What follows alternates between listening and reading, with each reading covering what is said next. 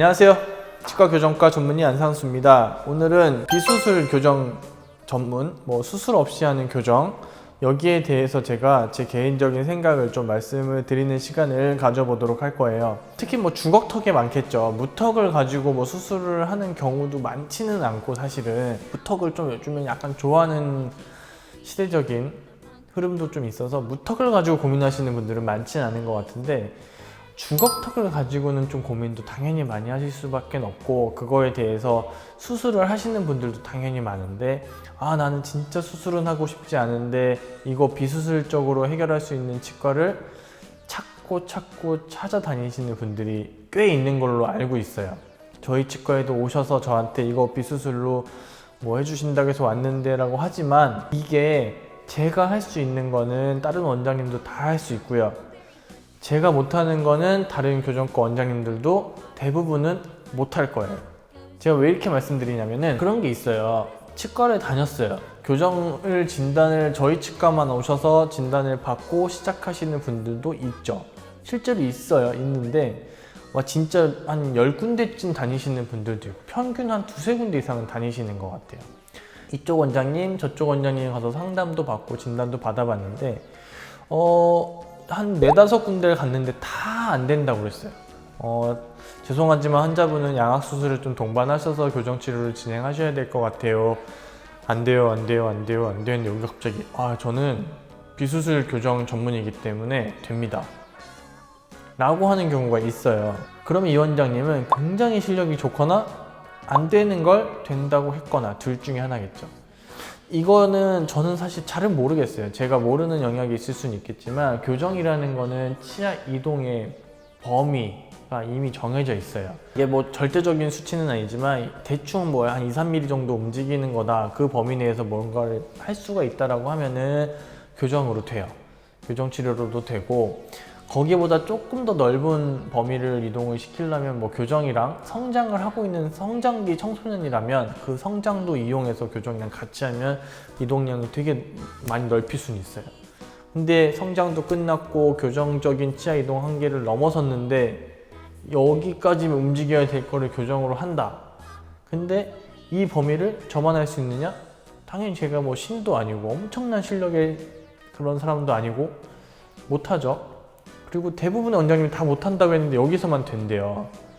그러면 이 원장님들이 실력이 없는 걸까? 이 한 명이 정말 실력이 좋은 걸까를 생각해보면 여기를 찾아가시는 분들이 많고, 여기를 찾아갔을 때 문제가 생기는 경우들을 실제로 많이 봤어요. 그래서 이 원장님들이 이상하다는 건 아니고, 일반적으로 좀 생각을 하셨으면 좋겠어요. 갔을 때 갑자기 다른 치과에서는 이렇게 얘기를 하고 다 안 된다고 했는데, 이 치과에 갔더니 교합기 같은 거 이렇게 껴가지고 턱 움직임 보더니 된대요. 물론 될 수도 있어요. 될 수도 있는데 저는 일단 안 된다고 배웠고, 그 범위를 넘어가는 데 있어서는 수술이 훨씬 좋기 때문에 수술을 권장해 드리는 거예요. 그 교정적으로 이동할 수 있는 치아 범위를 넘어서는 치아 이동을 통해서 거꾸로 물리는 주걱턱을 억지로 만약에 맞췄다고 생각을 해봅시다. 치아가 거꾸로 물리던 게 뒤로 들어가서 위보다 아래가 들어갈 수는 있어요.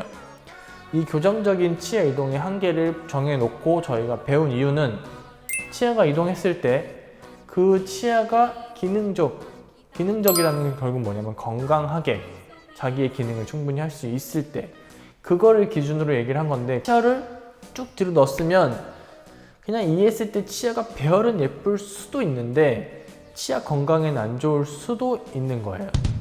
그러니까 이게 제가 오늘 말씀드리는 게 댓글 많았고요. 어디 갔더니 다 된다고 했구나. 실제로 잘 받았고, 그쵸, 잘 되는 경우도 있어요. 그런 분들은 제가 실력이 부족해서 그런 걸 수도 있습니다. 하지만 제 동기들, 저랑 같이 이제 교정을 배운 친구들, 선후배를 얘기를 해보면 안 되는 건 안 되는 거예요. 집 근처 다른데 소개받은 치과들을 가서 상담을 받아봤더니 역시 여기서 못하는데 저기서만 할 수 있어. 이거는 잘못된 겁니다. 그리고 교정 치료에 있어서 유난히 많은 것 같은데, 예를 들면 ABC라고 할게요. ABC 교정, 이런 이름들이 되게 많아요. 이상한 장치를 쓴대요. 그 장치는 자기네만 쓰는 장치라고 해요. 왜냐면 자기네가 만든 이름이기 때문이에요. 모양이 조금씩은 다를 수는 있어요. 저도 이름 붙일 수 있습니다. 저희 병원 이름을 붙이든지 뭐 제 이름을 붙이든지. 그런데 결국은 원리는 다 똑같고요. 그 장치가 들어가야 될 환자들은 그냥 일반적인 교정치과 가셔서 교정 전문의 원장님과 상의를 해서 필요하면 다 써요. 대신 그 원장님들은 대부분은 그냥 교과서에 나온 이름이 제품명이나 상표권이 등록된 이름은 안 나오고, 예를 들면 뭐 레버암 뭐 이런 식으로 어떤 기초 다 통용될 수 있는 단어들, 논문에 써지는 단어들을 이렇게 쓰는 거고, 이거에 대해서 상표권 같은 걸 내놓은 게 뭐 ABC 교정 이런 거예요.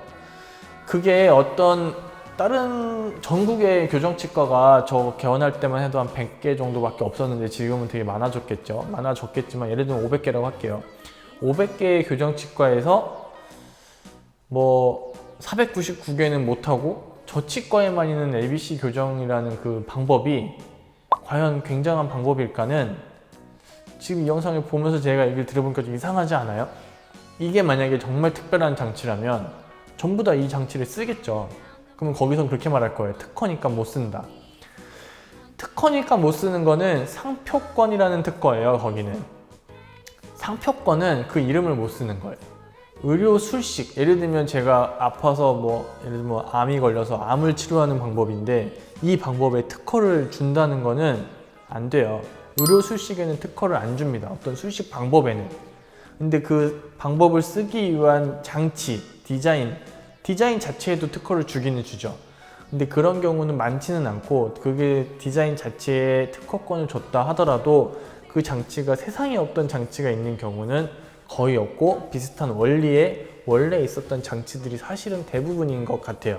물론 제가 맨날 앉아서 막 검색하진 않으니까 정말 제가 처음 본 세상에서 듣도 보도 못한 장치가 특허를 있고 그걸 진짜로 사용하는 치과가 있을 수는 있지만, 환자분들이 뭐 ABC 교정을 한다는데 원장님도 해요라고 해서 처음 들어봤는데요 막 찾아봐요. 그럼 결국은 그냥 다 쓰는 거예요, 대부분은.